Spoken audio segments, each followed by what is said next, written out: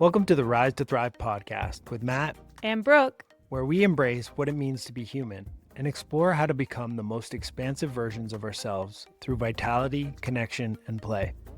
Expect honest conversations, transformative stories, and playful shenanigans as we unpack what it means to claim a life of your own creation. Ready? Let's rise.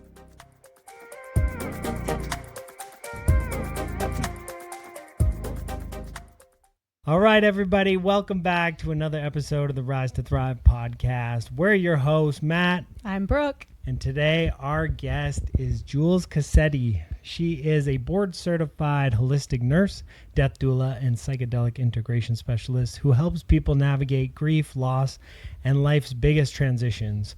Drawing from both clinical experience and profound personal loss, she bridges modern healthcare with holistic and spiritual approaches to healing.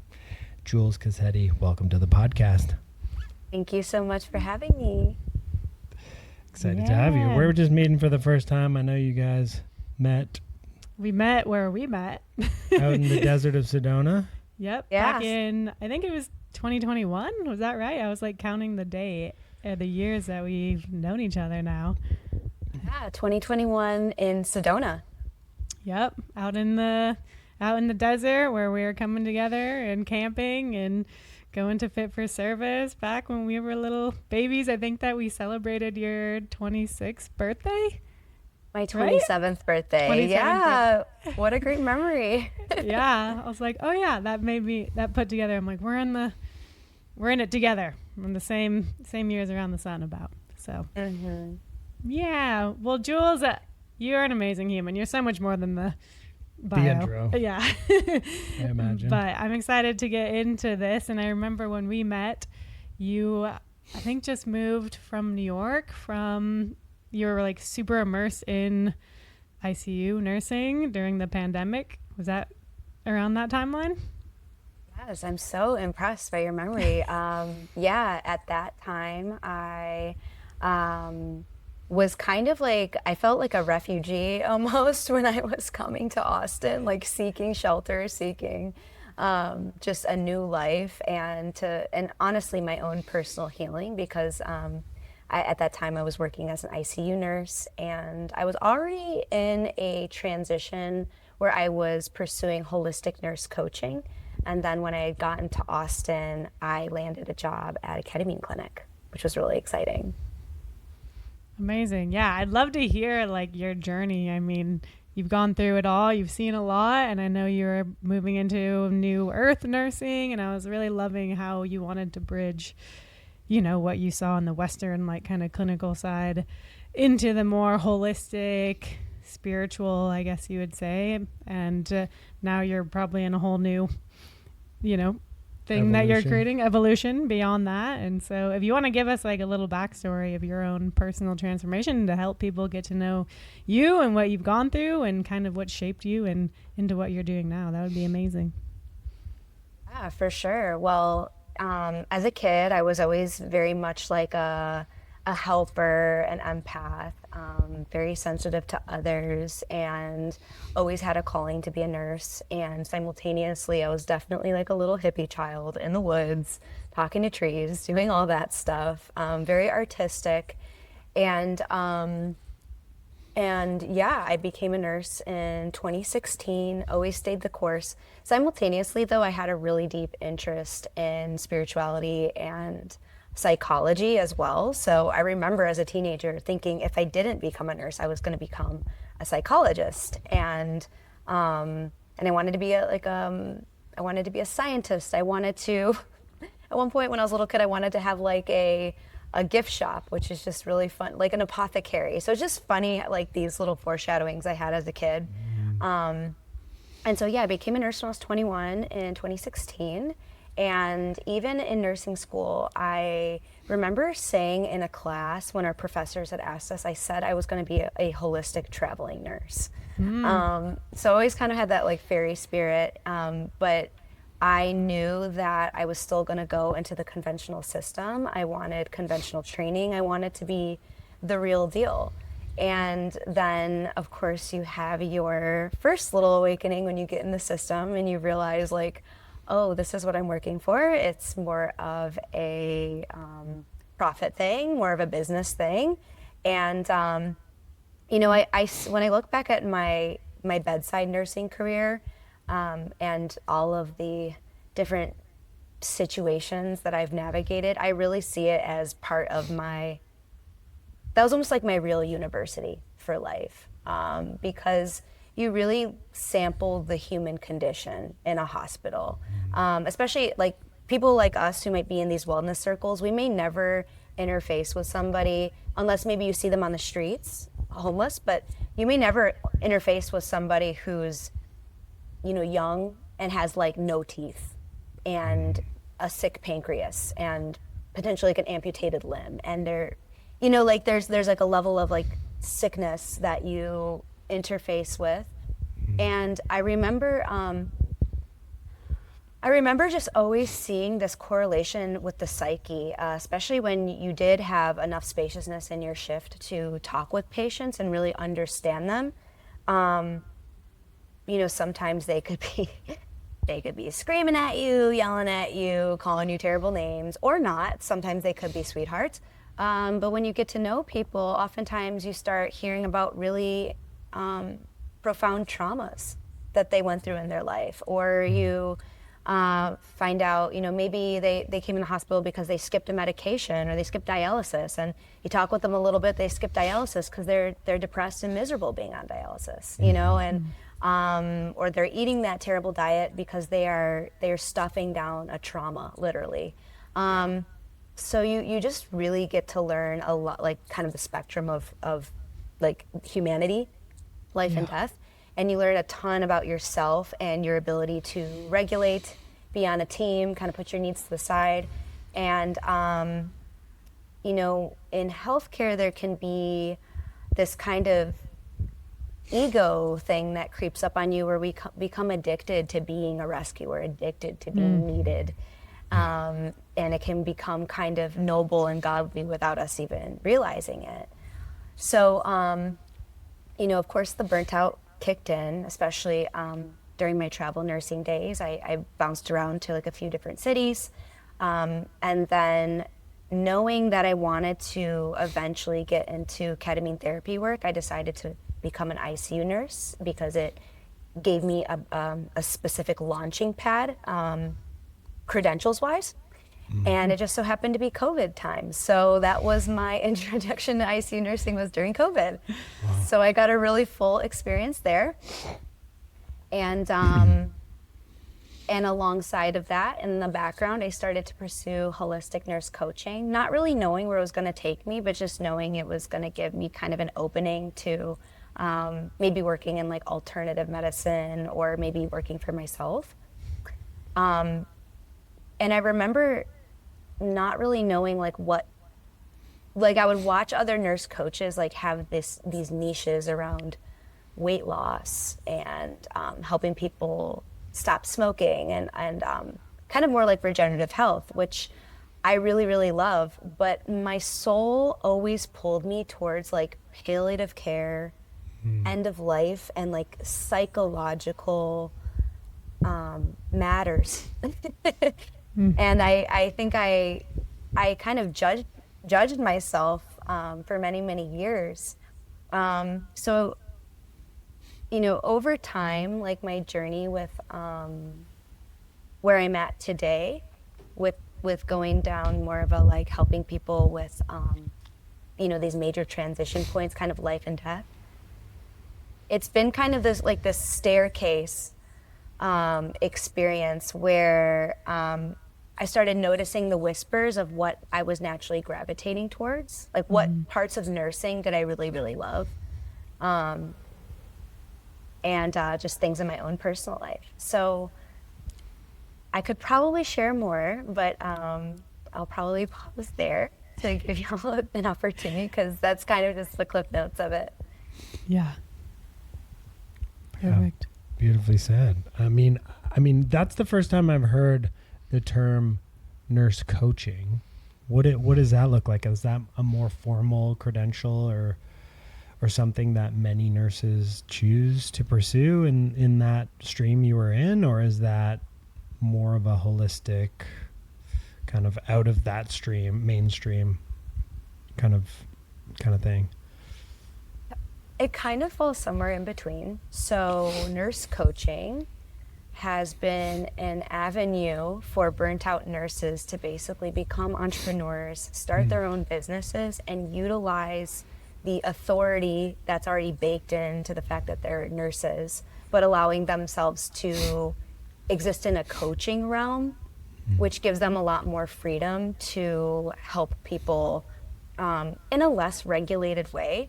Right. However, the word nurse coaching is technically regulated because it involves the word nurse. Right. So if a nurse is gonna rock the title, I'm a nurse coach, then they must abide to working with clients that are in states that live in states where they are licensed as a nurse. Got it.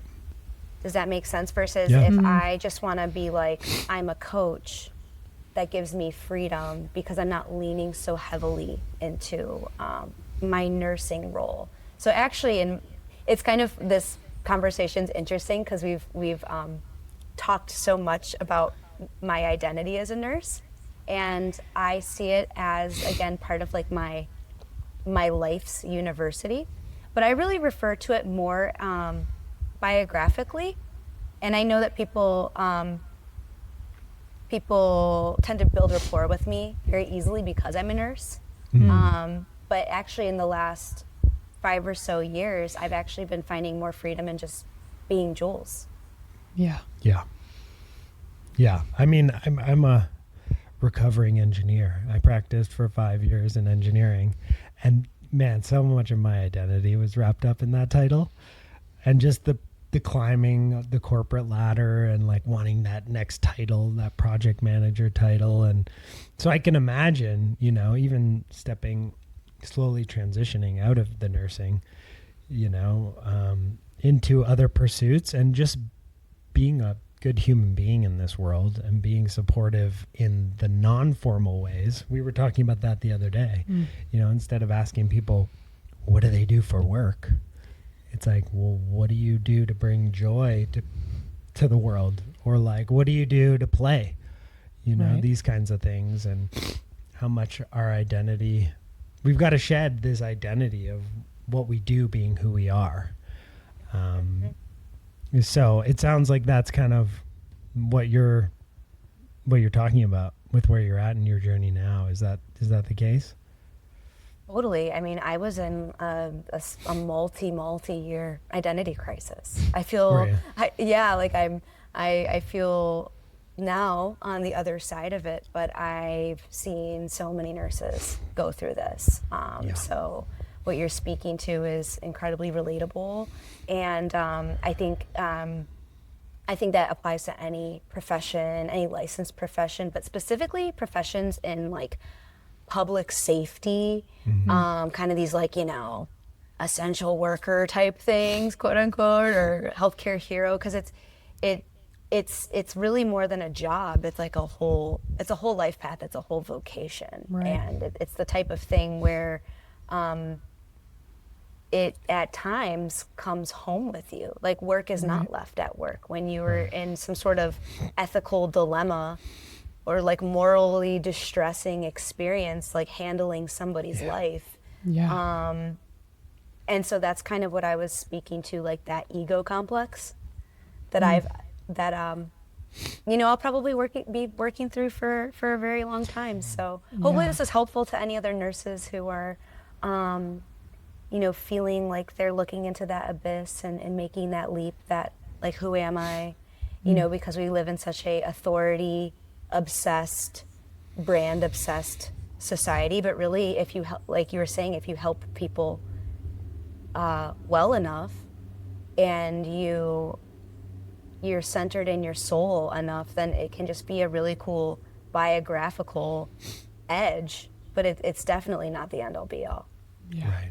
And I'm sure that plays, like moving into transitioning into the grief work and the death doula, that's a big death in itself, right? Like the death of who you were, or your identity, or your death of your career, and then you're in that void space and having to go through that whole grieving process too. So yeah, if you want to weave back into more of the grief, and maybe if you want to speak to that of like your old self, and if there's any big moments in your life that really catapulted you into the work that you do with grief, and transitioning yourself into a death doula, which is really fantastic. And I've gone through my journey as well with grief and death, and getting really fascinated by that space, and the spirit realms and all that. So I love this topic. So if you want to speak to any of that.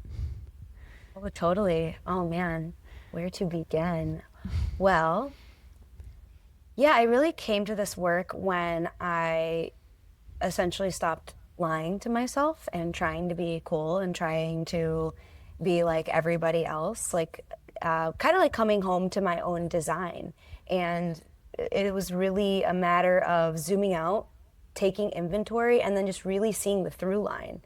And that through line is, like I said, it's grief and death. So, for example, when like so many of my ketamine therapy patients have been going through divorce, retirement, they would come in for the anniversary of somebody's death. They're like empty nesters, just very much in like a who am I? They probably got laid off. So it's kind of like always this ongoing theme that they were, also health crisis too. Oftentimes they were going through a health crisis. So I started seeing that as a through line, and, also being there specifically when somebody was like, we were withdrawing care, they were literally facing mortality. So that's just a little context on like kind of how it's just grabbed me and whispered in my ear throughout the years. Let's see. So the ego death, man, there's been so many little iterations of it within my career. Every time I kind of switched my specialty in my career, I would say when I moved to Austin, that was a really big one. And so during COVID, I basically broke off and went to Costa Rica and became like a flowy fairy, and knew I was totally in the void of everything, but I allowed myself to just, let the current of life really take me. And I started really Did you quit, or did you take a leave of absence? Because you were, at the beginning of COVID, you were working as an ICU nurse. So how did you transition to Costa Rica? I went PRN, which means as needed. So there's different amount of work that you can put forth as a nurse. Like when you first get hired, they're going to want you like full-time hours, and they're going to want you working most likely day shift and night shift, rotating. You're kind of in the trenches, getting the bottom of the barrel, right? Paying your dues and getting your experience.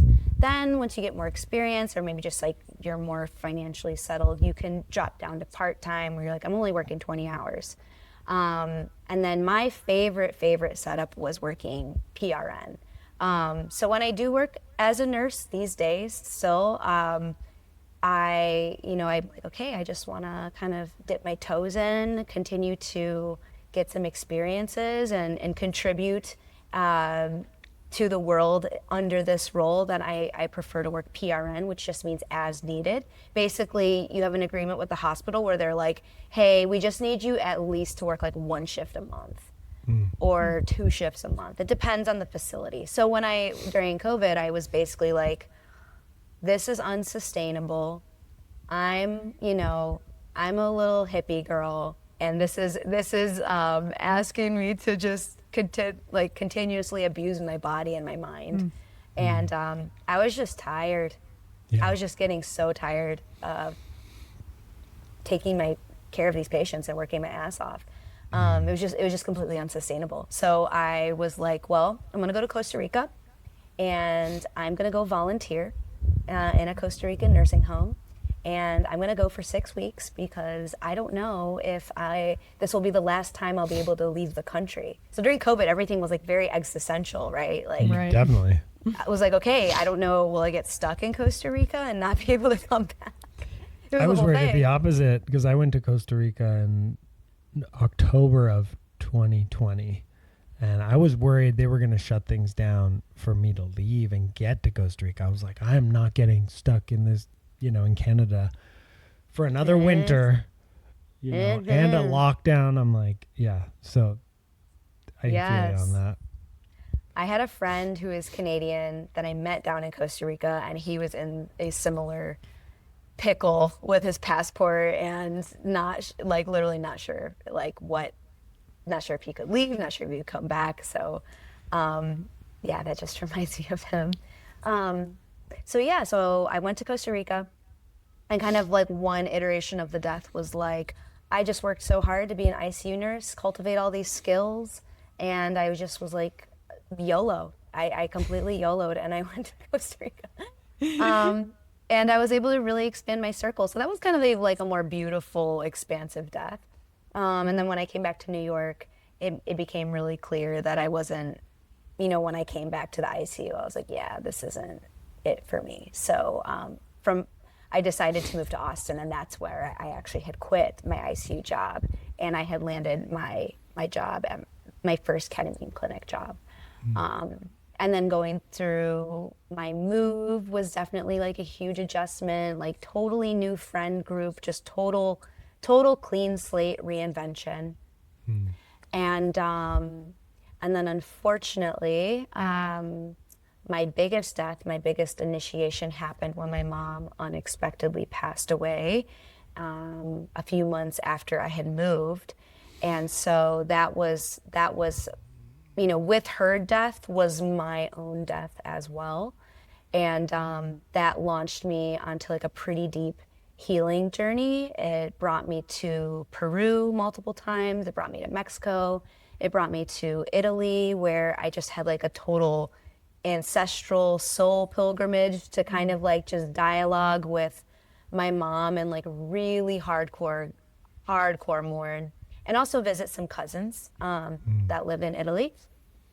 And then, there's just been so many things along the way, but I would say that was like my biggest death.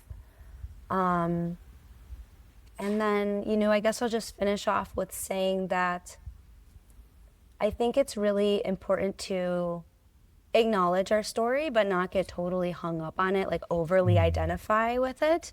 I share these things as context, but the truth is you can make this leap to holistic nurse or coach or whatever, and like think you found this like metaphysical plateau that you're gonna just chill and float on a cloud and everything's gonna be fine. But life continues to dish out more deaths, more moves to new cities, relationship changes, identity shifts. And so, before my mom's death, I was like, yeah, I'm like holistic nurse, like regenerative, all this stuff, knowing I was a death doula in the background, by the way, totally in denial about it. Had numerous mystical experiences telling me like, this is who you are, and me just being in denial. Oh yeah.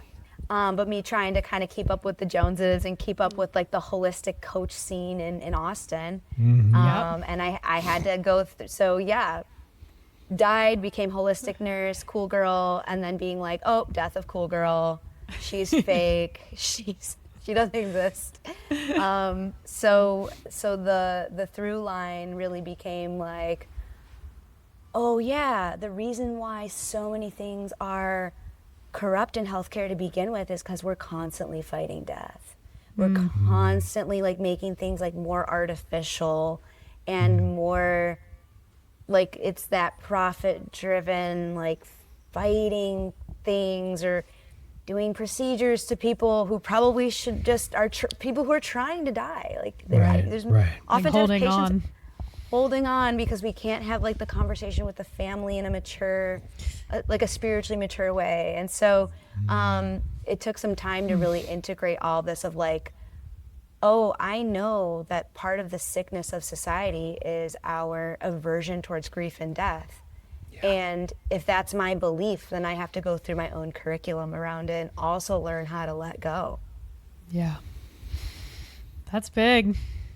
Yeah, we're like holding on to something that we just don't know how to deal with.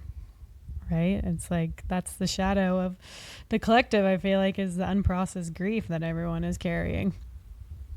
Whether it's for their own personal grief or just whoever else's, you know? It's like, but people just don't even have a relationship with it. Mm-hmm. So is that like, how do you help support people in that space? Like, how do you, can you just like paint a picture more of like if someone that you're working with is in a deep grief portal, like what are some ways that you can support them? Totally. Well, the first thing is managing people's expectations is like so important, whether it's grief work or if you are in psychedelic work specifically. Like people are often are like, this is the thing, or you're going to take away my pain. And the truth is like, I cannot take your grief away for you. And to me, the ultimate goal is integrated grief. Rather than taking it away, it's about integrating it and really finding the pearls where when you've digested it and processed it in a healthy way, you find these pearls and it can be a story of redemption, and it's oftentimes in your deepest pain and in your grief story where people unlock their life's work and their life's greatest mission. So that's what I'm really here to do, is to really help guide people back to themselves, lead them to their own conclusions, kind of just always bringing them back to themselves, and help lighten the load. I find that most people, they think they want answers, but really, oftentimes what's been reflected to me is like the greatest value I bring to someone is when I literally just deeply hold space for them. Like literally just listen and look very intently and not try to take their pain away from them, interpret it for them. Yeah. Being a fixer. And that's how they get to be the hero of their own story. Right. Because that's more of the same part of the system, right? Is to fix it. There's a problem. It's broken. We need to find the Band-Aid and wrap them up and send them off, but that's not actually supporting people at a deep level. For sure. Yeah. And, I don't love these like labels of like toxic masculinity, right? Like I don't really subscribe to it, but just for like lack of a better term, if we were to like look at society, we're all kind of seeing this like gnawing, hungry, like more and more, like kind of this like energy of like aggression and fighting and greed and that kind of like black hole. Again, it's like, I think the root of it really is this unprocessed grief. And it kind of becomes this like cancerous energy. Yeah. I'm curious, what is like, I mean, I've been through many grief portals myself. I lost my father in 2017, and then my sister last year. And both of those have been huge catalysts in my journey and shedding and diving more into life, taking living more seriously, noticing the fragility of it. And, losing someone you love is definitely very revealing of where there's more authenticity to be lived. So I'm curious, like, how have you seen the people you work with, and even feel free to share from your own experience too, and losing your mother and any other of those death portals you've been through, how have you seen people have like used those crisis moments as like leap off points in their life, and how have they transformed? Totally. Thank you so much for sharing that, and I'm sorry for your loss. Thank you. Yeah, course. And it is really beautiful to hear your perspective on how it kind of brought life into more kind of high definition. It sounds like, yeah, I think it is an incredibly sobering teacher, and it's the teacher that really connects us all, right? So, well, it's very different for each person because, you know, there's that saying that everybody grieves differently, right? So there is that. Grief can be very complex, and I don't know if y'all are like familiar with like the 5 stages of grief. Are Is y'all that familiar with that? Francis Weller's work? Is he outlined that, or is that? Perhaps, I'm not sure. But the 5 stages of grief are denial, anger, bargaining, depression, and the final stage is acceptance. And so what we're really seeking is kind of this like sedation or this like feeling better. It really, that kind of goal place is actually oftentimes this place of acceptance, you know. And I think in general in life, like we think we're chasing these bliss moments or these peak states, but I think really the ultimate goal, at least in my life, is a sense of kind of balance and peace. And I can just touch on people who are like actually terminally, you know, dying first. I'll speak on them. The thing that they are craving the most is meaning. And to really make sense of it all. There's this kind of hunger to, or like, I guess it's like an urge to maybe, if they are ready, if they are not in denial, Right. then there can be this urge to kind of connect with the creator, or to reconcile things. There's this like instinctual knowing that there's kind of like these karmic consequences if I don't, you know, balance the scales before I leave. And so sometimes somebody's like big spiritual awakening is literally like at the freaking 1 yard line when they are about to go, if they're lucid. Yeah. It could literally be when they are having their last breath. They might not even be conscious, but they could, I mean, who knows, right? I have no way of knowing this, but I have my own metaphysical experiences with patients where, you know, Oh, I'm sure. you start to learn some things. But so there's that camp of people. Then like there's the people like us who've maybe been left behind, so to speak. Again, I would say there's this seeking of meaning. There's this seeking to be witnessed and to be held and heard and understood. So the feeling of the grief oftentimes looks like somatics. It oftentimes looks like, again, everyone's different depending on their design, so it's very case by case. But I would say the biggest thing, the real like alchemy of grief and pain truly is expression, creative expression of some kind, and literally taking something and like alchemically turning it into something else. So that could look a number of ways. But when somebody's in acute grief, like they literally are, you're just so raw, maybe you're dissociated, maybe you're just inconsolable, it could help to make some art, but I'm probably not gonna go there right away. That expression could just look like, hey, let's just talk about it, or not. So it's a deep, it's an extreme, almost like over the top gentleness that you're working with, depending on the magnitude of the trauma and the loss.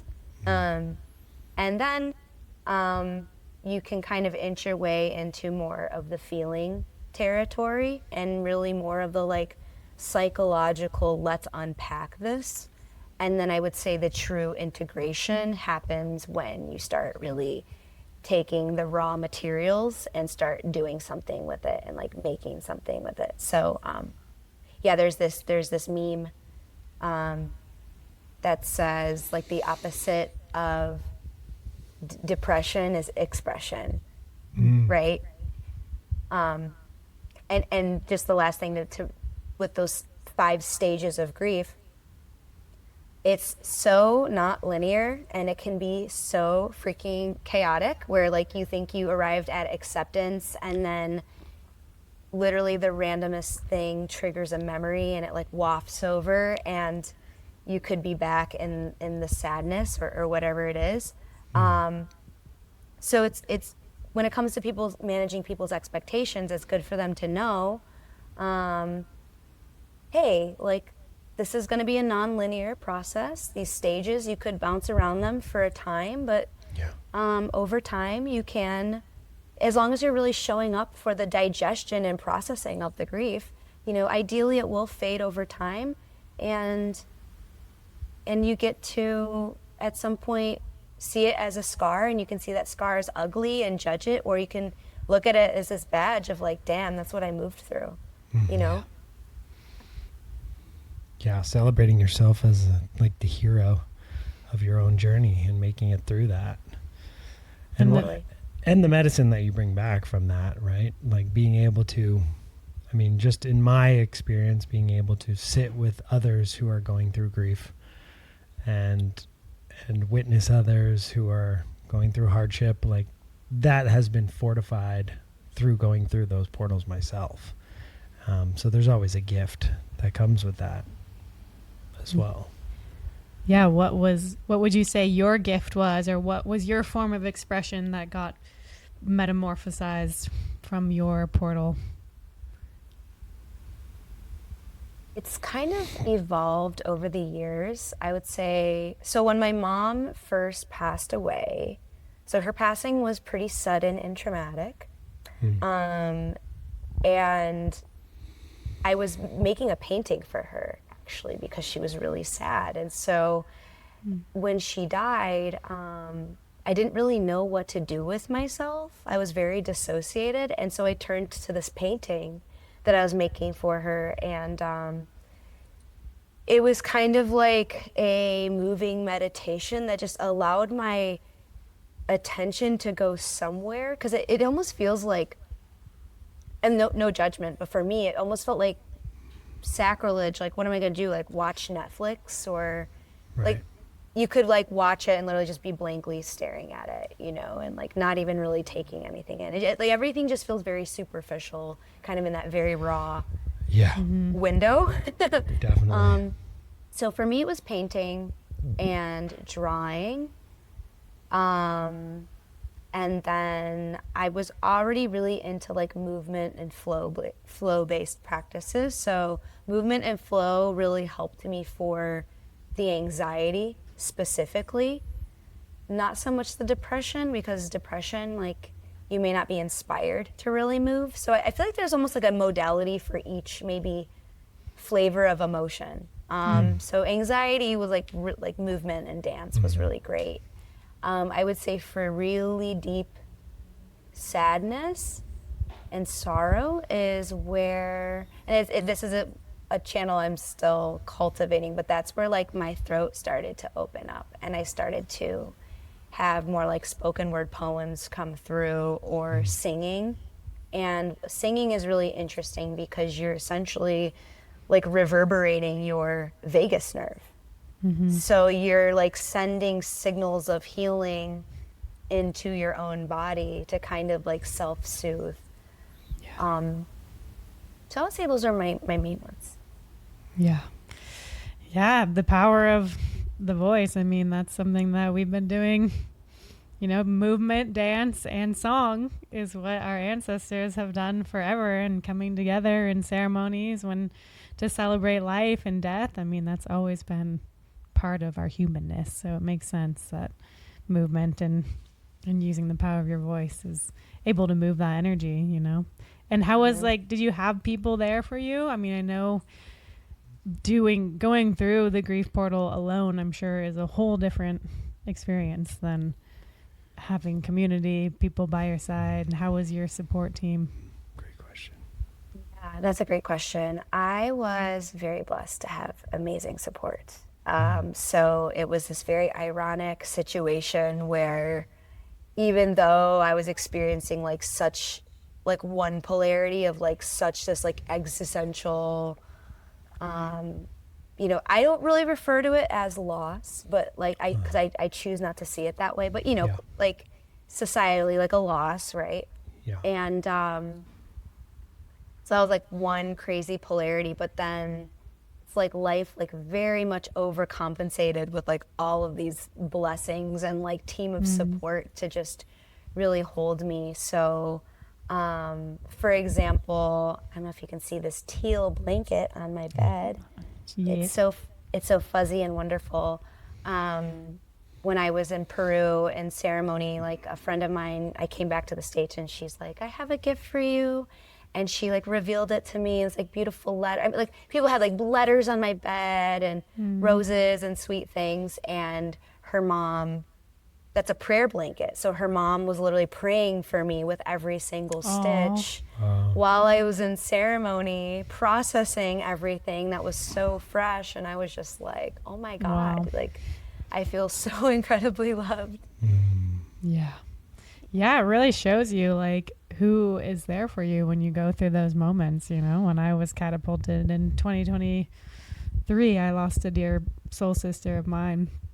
And I was so grateful to be, I just moved back to Portland and was with my soul family. And I just remember I was home alone when I got the news, and I just went up to my friend's, my roommate, good friend's bed, and they were gone, and her dog was there, and I snuggled with her dog, and they came home and they just dog piled on top of me and just like cried with me and held me, and like having, like, I was so grateful to have that in that moment, because if I would have been where I was before without being surrounded by that soul family, like it would have been a whole much harder fall. I think I was really, I felt like having the people around that could carry you, and everyone came together. Everyone comes together and they share in that grief, you know, and like you said, it's like, you don't need to try to take it away. It feels more nourishing to just be in it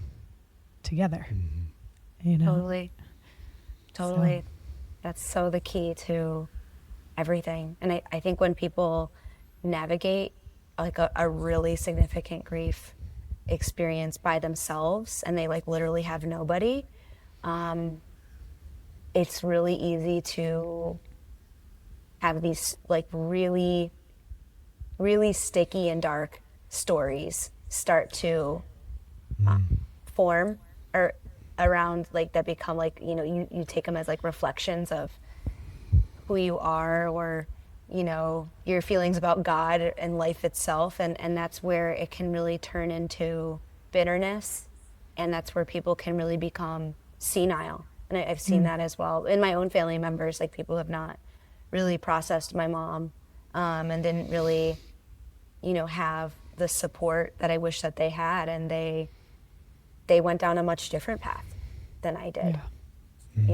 And then that's where it can turn into them not taking care of themselves, and then gaining weight, and then and now it's turning into physical disease or cancer or etc. So just to circle back to like the things you'd see in the hospital, you're like, oh, that's what that is. So this like when we don't have healthy grief, the ripple is like it's so vast.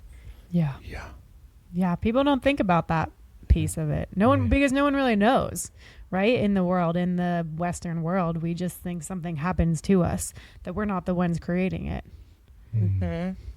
You know, and I think that we're in a time now where we're finally discovering, and it's becoming a bit more mainstream. I mean, through people like Dr. Gabor Mate, who's huge and really speaking the language of the soul, you could say, the emotional trauma and how that directly relates to dis-ease in the body, and that becoming something that we're starting to digest and understand a little bit more. But I mean, that's so fascinating to me, being kind of obsessed with health myself, and going through my own journey of healing and looking at, okay, well, if something manifests physically, what was going on with me emotionally?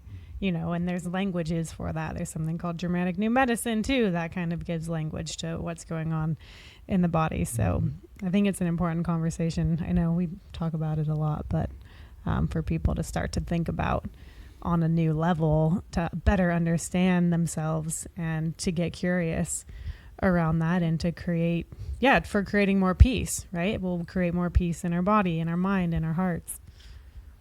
Totally. Yeah, I love that you made that link to health, because like as you're talking, I'm like thinking yeah, this is essentially, I think this is the key to regenerative health. Like if you are a health nut, and we can just use, God bless his soul, but we can use Brian Johnson as an example, right? Who now was publicly diagnosed with an autoimmune illness, right? And like autoimmune illness is reflective of the body like not living in alignment with nature. And so to honor death and honor grief, to make space for the new, is alignment with nature itself. So if you are in this constant state of like biohacking and control, right? Again, like not to say toxic masculinity, but like if we could just like kind of give shape or form to like whatever this energy is that compels us to just control and dominate things, like when we're not letting go, then it's actually just like a major fighting of death and an accumulation of waste, perhaps in the form of fear that triggers you to epigenetically trigger an autoimmune disease of unsafety, a feeling of unsafety. Or, like for me, I'm still working through a lot of like crazy fascial restrictions. Like I'm still very much in my healing, just to be transparent with y'all. Like I will not speak of myself as some like perfectly healed guru, because I'm always interfacing with life. So it is just this making peace with the impermanence and the cycles, and we can like let it totally depress us, or we can live in this kind of like, I don't know, I'm Scorpio energy, so I kind of have a kink for all this melancholy, but like you can let it be like beautiful and sensual if you allow it to be. Yeah. I'm wondering if somebody's listening that's like, oh man, this is really setting off bells, like I've got grief that's unprocessed, like there's stuff coming up, I feel like a constriction, I feel kind of jammed up, and maybe this is a little selfish question as well on like how to tap intentionally into the grief. Do you have any recommendations that are kind of accessible to people, where if they're feeling that way, they could access and tap into some of that grief to start to feel it and move it through? Such a loaded question. Well, I would say the first step is, so a lot of people don't know it's grief, first of all. But I think we're touching on the people who they know it's grief. So they're aware. So that's like step 2. They know it's grief. Or maybe they're like, I'm frustrated and I'm angry and I want to like, I got this energy that's like pent up, but how do I get it out? Yeah. Okay. Well, like I always say, everybody's super different. Right. I would say my personal favorite and like a very approachable way to just start getting in touch is stream of consciousness journaling. I'm a hardcore journaler, huge fan. And paying attention to dreams. Dreams are incredibly informative. So if we were to like take a psychedelic angle for a second, if you are somebody who dreams and you can train yourself a bit to start recalling your dreams and getting more in touch with them, like keeping that journal on your bedside, you're getting a free information, like you're going into a free trip pretty much every night. And there's, supplements and things you can do to kind of like augment or like get more definition, or, some people are really into lucid dreaming or whatever. But I would say like the raw data of the dreams is super powerful. So I love like the esoteric psyche work. Internal family systems is incredible. So getting to know your inner parts and your protectors. And then Another real, just like, I think this is just kind of a, depending on the person, kind of just a straight shot, and just disclaimer, not medical advice at all. But I think if I were to choose like a compound or a medicine, I would say psilocybin is a master of getting us in touch and delivering some truth nuggets that can be really revealing to our story, and can be titrated at different amounts, so it can be kind of beginner friendly. Very much dependent on the person, though. I wouldn't recommend altered states or entheogens for everyone. It really depends. Like, some people are just hardcore meditators, but I would say that that's like a really effective tool. Can be a very effective tool. Yeah. Very cool. Yeah. And then obviously you've touched on some of like the art therapy and things like that. Let's say you're somebody who's not particularly fond of painting or drawing. Still working through that grade 1 trauma. Both of us are, actually. But, I've had some integration sessions where I've painted and done drawings and things like that. But beyond that, is there any other creative, artistic kind of outlet that you found people have had success in or have been open and warm to? Yes. And it's accessible to anyone. If you can speak, you can do this thing. I think that this is like the thing, to be honest, which is to be witnessed, like to take the time to really sit with this and reflect on your hero's journey and share your story, share the myth of your life. This, in my opinion, is like the basket that carries the information, and this is oftentimes the basis for most people's brands is like their story, right? And Right. Especially as we live in, like, we're getting into a world that's like more and more AI driven. People like want to share their story. But I'll share like a personal experience. For example, is I happened to get invited to this story sharing retreat on the anniversary of my mom's passing this past year.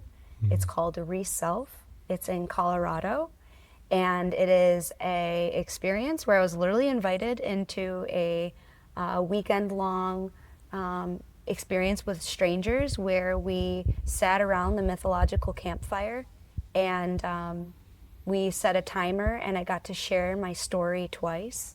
And then I don't want to give away too much of their like experiential secrets for those who want to have this experience, but it was extremely powerful. But they basically generated a myth of my life.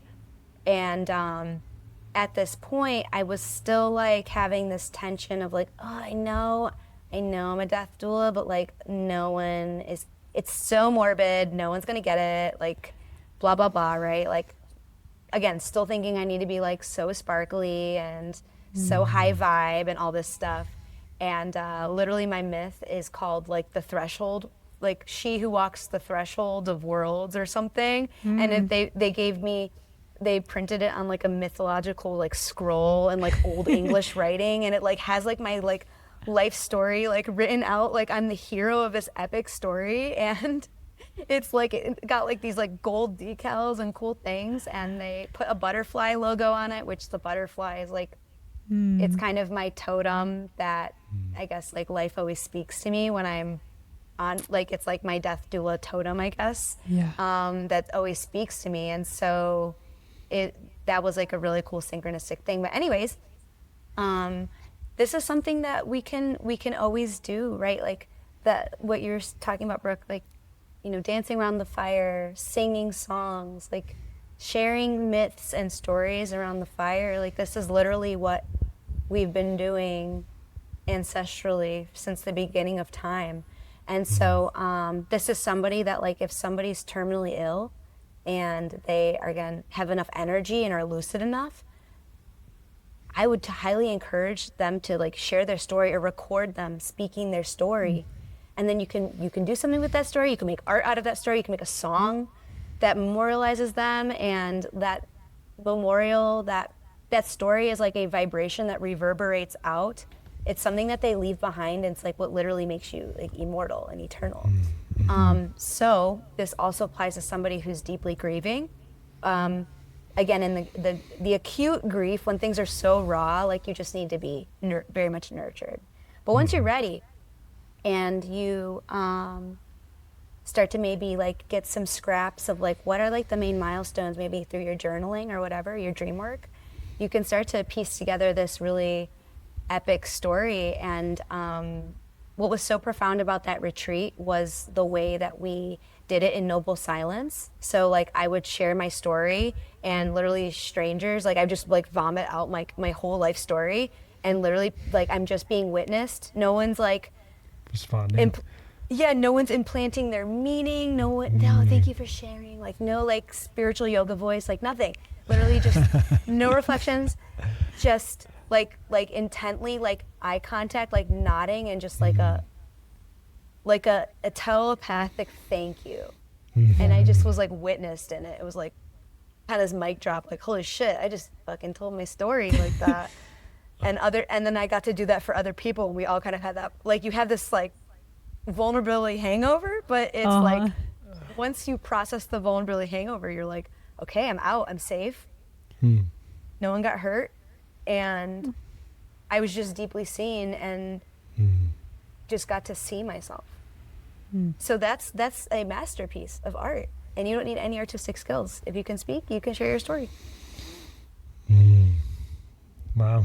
Yeah, that sounds like an epic experience. Super profound, and I bet probably highly uncomfortable in some ways too, of like, oh my God. Yeah, like how did that how did you transform just through that experience? Man. Well, of course, the synchronicity that was on the anniversary of my mom's passing, I was like, of course. And every anniversary is like this new, like it's always got some cool, like it's always done differently. So I thought that was really cool. I felt like really connected to her. I felt really confident in my journey. Like I had been 4 years out from it, and I was like really able to see my own growth and how much I had processed. And I was like, I felt so intact, you know? So there was that, and it really helped me to understand how I was really here to serve the world. And again, seeing that through line, because I am somebody who's so multidimensional, right? And it can get really kind of chaotic when we're like, well, I'm a flow artist, I'm a singer, I'm a dancer, I'm a death doula, I'm a nurse, and you can start to get like, who am I? But it's like, okay, that's cool, but the through line, this is the through line, is like I am at these thresholds all the freaking time.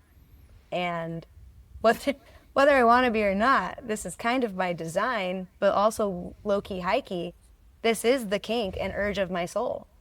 And then as I leaned into it and I started just sharing with people and like actually declaring, hey guys, like this is where I'm heading. I'm gonna be a death doula, and then worked with my first death doula client. Like as I started to get into it, literally I've never been more magnetic and like invited to speak or to share in my life. So I started getting this feedback with life.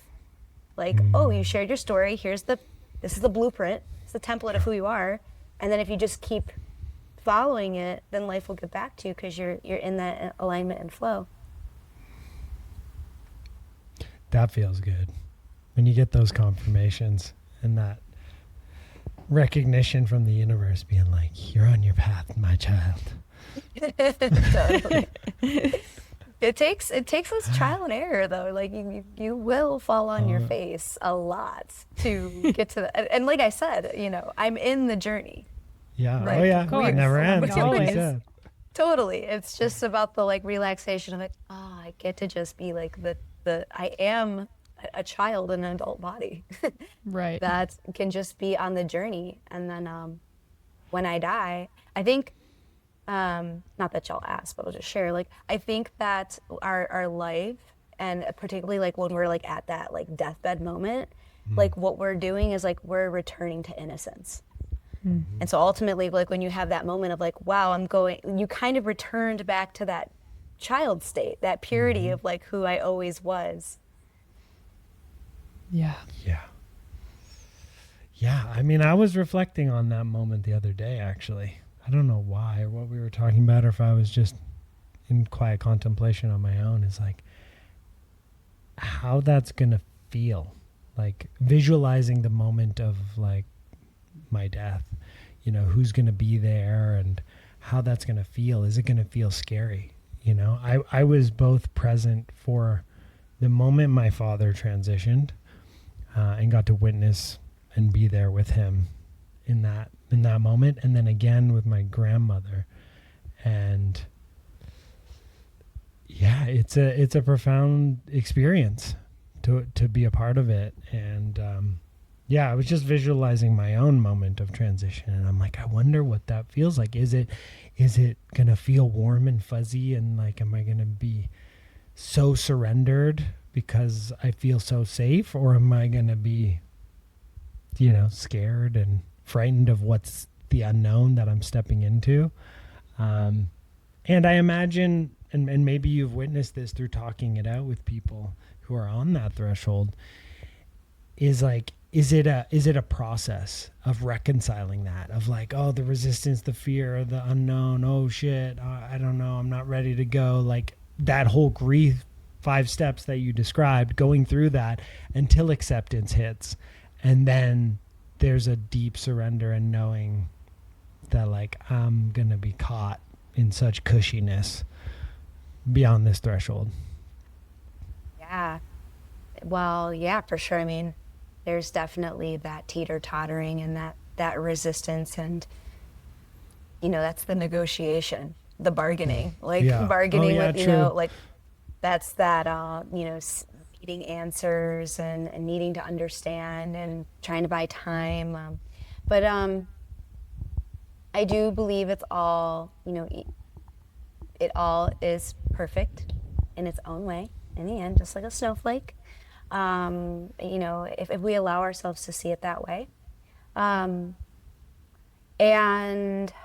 yes, I've definitely seen people struggle, you know, particularly when there's like children involved, or it feels like an untimely, you know, like it's someone who's younger who's facing their mortality. Yeah. And you know, of course I can't know because I haven't died yet, in the literal way. No NDE? But no. We've talked a lot about those. We've had a few people on the podcast share about their NDEs, and I'm like, dude, I had one in a dream once. Anyway, I mentioned that on another podcast, but I'm so fascinated by NDEs. But anyway, same. Yeah. Same. I have a few friends who have had them. I actually made a new friend recently who was telling me about his. And do you know the show, the OA? Have you seen the OA? I've heard of it. I may have watched 1 or 2 episodes back in the day, but never got into it.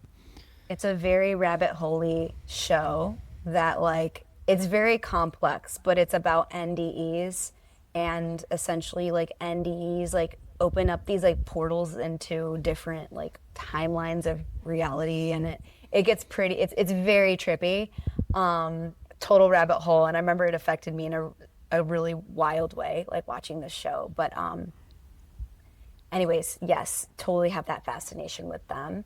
I've had, you know, my own simulated experiences ceremonially, right? And those have definitely made a huge, profound imprint on my perspective, where I personally see death as homecoming. And like when I feel like I'm on that other side, so to speak, I'm like, oh, I feel like this is where I came from. I feel like this is where I started. This is and where I started. And like, you know, Station Earth or whatever like that hallucination is like, that's almost the foreign place. Right. Definitely. We're just visitors here. We're just visitors here. Yeah. So I think if somebody has that moment of acceptance and that release, I do think that it can be incredibly blissful, you know, so long as like symptoms are under control and they're not in like a ton of pain and struggle.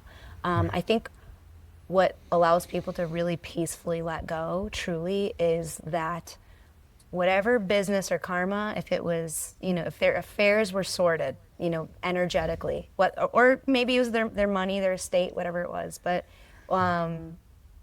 that's the real key to the peace of like, okay, I'm ready to go home now. Like I completed the mission. Yeah. And I think that it reminds me, or circling back to what Matt was saying with his grief portal and how it, you know, you put it in a way that like life feels more high def. Like you want to be truly in it and alive and like here for this experience, you know? And I think that when I start to think about my death, it's like, you know, people are like, oh, what are your, do you have any regrets? It's like to live so full on that you are ready. You're like, cool, I did it. Played full out, did the damn thing, had a great time, really, you know, juiced it all the way. And I think that just in our society and culture, a lot of people don't really truly live full on. And so they're kind of grappling with like, shit, dude, like I didn't really do it full out, and are kind of wishing that they had done it differently. So I think, yeah, that definitely plays a role. It's like how well did you live while you're here in this human form? And if you lived well, you're like, cool, I'm ready to graduate or wherever, return back to the mothership. And something that I've been thinking about too, I think maybe we were talking about it. We went camping this last weekend, had some good talks, and I think it's like, I believe that our souls are always connected. We have relationships in each life that we kind of have these soul clusters, and we maintain relationships through multiple lives, but we play different roles. And it's like, oh, well, maybe I really like the role that I was playing here with Matt as my husband and my friends here and my mom and dad. And then it's like, well, then it's going to change. Our roles are going to change. And like, I don't know, who knows if that's true or not, but that's kind of like my little idea. It's like, oh, but I like this. These characters and the relationships, right? And the dynamic. Yeah. I mean, that's what comes up for me in your share. It's like, yeah, you could play full out, but there's still going to be more that you probably are like, I wish I did more of this. I wish, you know, and you hear from the people who are on their deathbed. And I'm sure you've heard these stories too. It's never like, did I work more? I should have worked more. You know, it's like more time present with the ones we care about, that, you know, but there's always going to be more. There's always going to be more right? Of that. Totally. Yeah. Number one deathbed regret is I didn't do the thing. I didn't, you know, whatever. I didn't make my art. I didn't launch the whatever. I didn't say I'm sorry. I didn't, you know, it's the, like, I didn't complete the mission. And I think a lot of people just, they don't even know what they're living for. Therefore, they don't know the assignment, right? And there's so much overcomplication in it, but really the assignment is like, did you play the game? And kind of like the Nintendo or, you know, a game, like, did you capture the pearls of the lessons in this like earth school? And like, what are you kind of sending back up to soul, to your higher self? What are the pearls that you're coming back with and the takeaways? Yeah. Well, I mean, there's so many more directions we could go and so much more depth, I'm sure.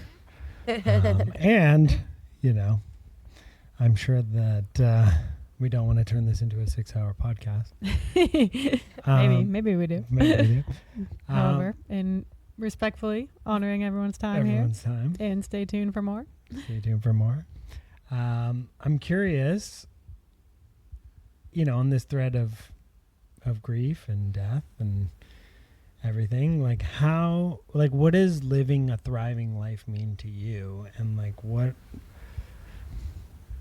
does that look like to play full out in your world? And from what you've seen in the conversations you've had and the people you've supported, how has that shifted your perception on life and what it means to live a thriving life?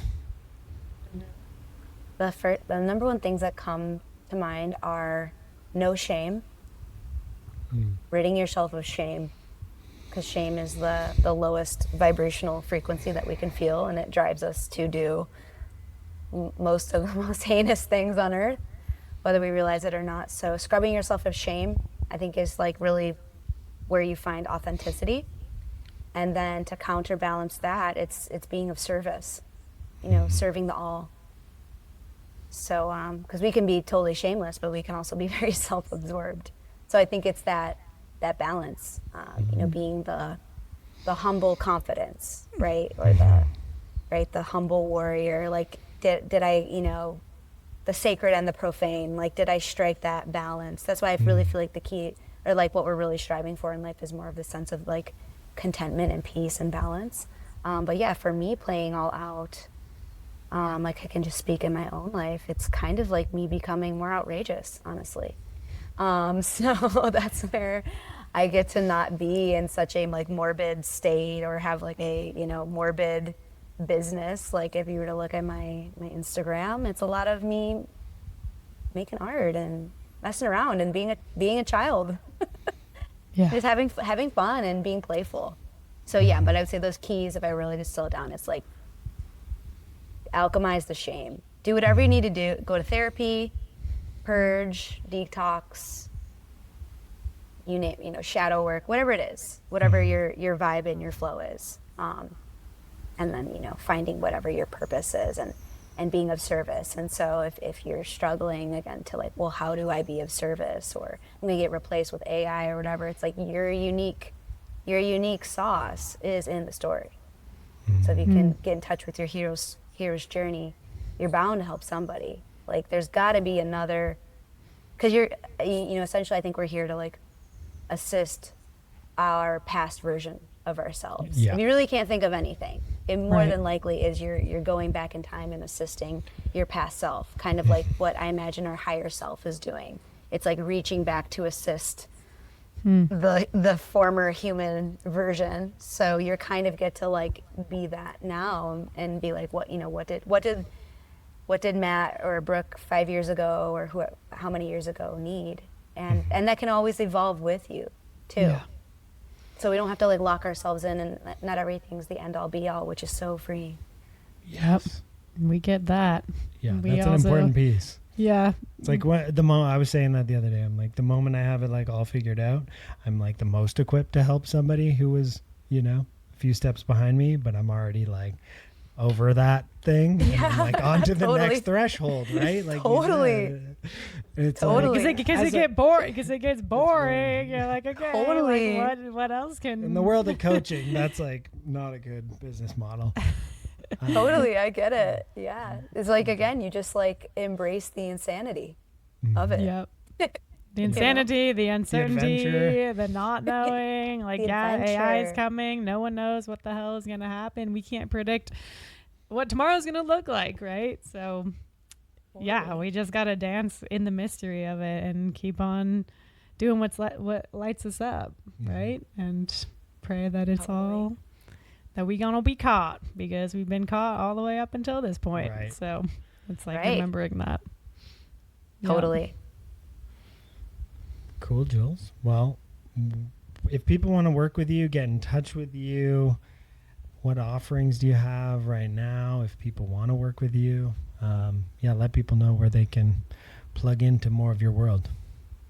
The show. So you can find me on my website. It's my first and last name, julescassetti.com, or you can find me on Instagram, and y'all can plug in my handle. But the main things that I really offer are, you know, coaching and consulting, specifically for people who maybe they're integrating a big grief experience, or maybe they're doing ketamine therapy or some other kind of, you know, psychological or ego death experience, if they want some help with either preparation or learning how to integrate those experiences in a really balanced way.